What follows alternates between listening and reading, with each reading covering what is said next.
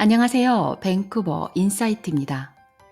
내셔널 뱅크 오브 캐나다의 새로운 보고서에 따르면 실업률이 전국적으로 증가하고 있지만 젊은 청년 15세에서 24세의 경우 매우 빠르게 증가하여 경고하고 있습니다.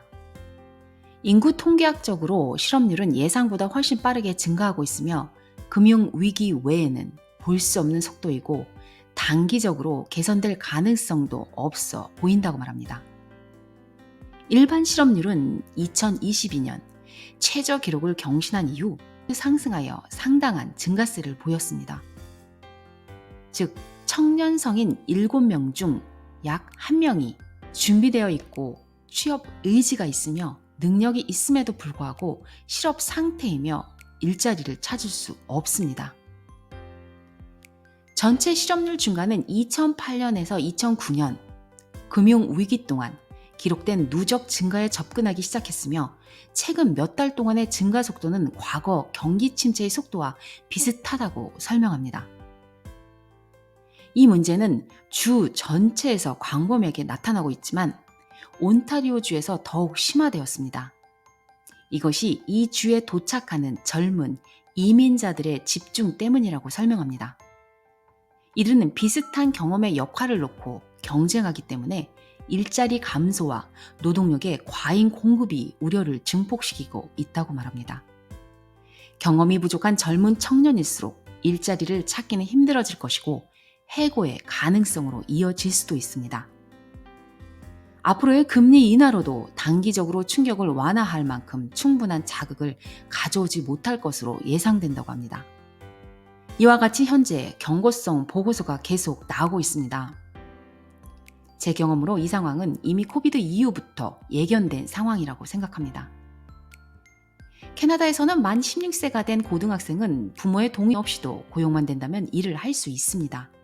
그리고 만 16세가 되면 자동차 운전면허 시험도 볼 수 있는 자격이 주어집니다. 만 16세부터는 성인이 되기 위한 훈련 과정이라고 저는 생각합니다. 그래서 아이들이 고등학교를 졸업하기 전부터 적어도 5,000불 이상을 모으기 위해 열심히 일을 했었습니다. 그 이유는 고등학교 졸업 후 취업이나 대학교를 다닐 경우 중고차 구매와 학비를 위한 자금으로 준비합니다. 그러나 지금은 팬데믹 이후로 중고차 가격도 올랐고 고등학생들이 쉽게 일자리를 찾았던 맥도날드와 같은 패스트푸드점에서 더 이상은 고등학생을 뽑지 않는 것으로 보입니다. 여러 곳에 이력서를 내도 뽑아주지 않아서 부모님들이 저에게 문의하신 경우도 많이 있었습니다. 작년에 저의 둘째 딸 아이도 일을 하고 싶다고 이력서를 패스트푸드점에 냈지만 돌아오는 말은 풀타임을 뽑고 다시 연락 주겠다고 하고 연락은 없었습니다. 저의 딸은 어느 날 이력서를 30장 프린트해서 온 동네를 직접 걸어다니면서 이력서를 제출하겠다고 하더군요. 결국 카페에서 일요일에만 일할 수 있는 잡을 얻었습니다. 현재 우리 고등학생들은 일을 하고 싶어도 일자리 찾기가 너무 힘듭니다. 그 이유는 맥도날드와 티몰튼과 같은 곳에 이미 어른들인 주부나 시니어들과 대학생들이 일을 하고 저임금의 인도 젊은이들이 있기 때문입니다. 또한 대학생들의 졸업 후 취업이 잘 안 되어 재교육을 위해서 다시 학교로 돌아가기도 한답니다. 청년층의 노동시장이 어려워짐에 따라 일부는 구직 활동을 아예 포기하거나 잠시 중단하기도 한답니다. 또한 최근 이민자들의 실업률은 캐나다에서 태어난 사람들보다 더 많이 증가했습니다. 최근 이민자들은 노동시장에서 어려움을 겪는 경우가 많이 있으며 여기에는 해외에서 취득한 학력 증명서나 업무 경험을 인정받는 데 어려움이 있고 캐나다에서 업무 경험이나 추천인이 부족한 경우가 포함되고 있습니다. 이 증가는 특히 최근 이민 온 청년층에서 두드러졌습니다. 캐나다는 공식적인 직원 공고로 채용도 되지만 지인의 소개로 취업이 되는 경우도 많이 있습니다. 캐나다도 지금은 살기 힘들어진 이야기가 많이 나오고 있습니다. N잡으로 수입이 늘어나도 지출이 늘어나고 있고 외벌이에서 맞벌이로 바꾸어도 생활 수준은 나아지지 않고 있습니다. 지금은 다니고 있는 직장에서 언제 해고가 될지 모르는 상황이고 이미 해고된 사람은 재취업이 힘들다고 말합니다. 캐나다는 이민자들에게 관대한 나라입니다. 영주권을 얻고 나서 큰 집을 구매하고 비싼 자동차를 구매했어도 구직 활동 없이 소득이 없으면 저소득으로 혜택을 봅니다. 또한 의료 서비스도 무료로 혜택을 봅니다. 이것을 악용하기 위해 캐나다 이민을 선택한 이민자들도 있습니다. 저소득 지원은 모두 세금으로 이루어지는 것입니다. 캐나다 정책에 도움이 되도록 정말로 필요한 사람들에게 제공해주는 혜택입니다. 이 모든 혜택들은 캐나다 국민의 세금으로 제공되는 것입니다. 많은 사람들이 말하는 무료라는 것은 우리의 가장 큰 비용 부담입니다.